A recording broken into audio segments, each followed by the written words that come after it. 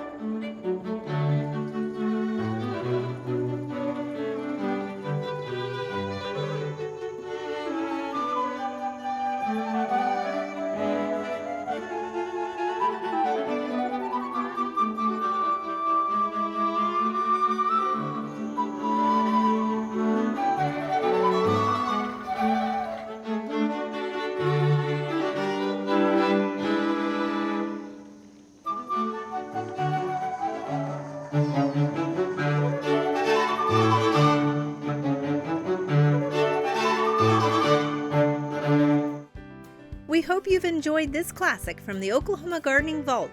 Remember, even though these tips and techniques are timeless, there's always something new to learn in the world of gardening. By subscribing to both Oklahoma Gardening and OK Gardening Classics, you'll have access to a wealth of gardening knowledge, both classic and contemporary.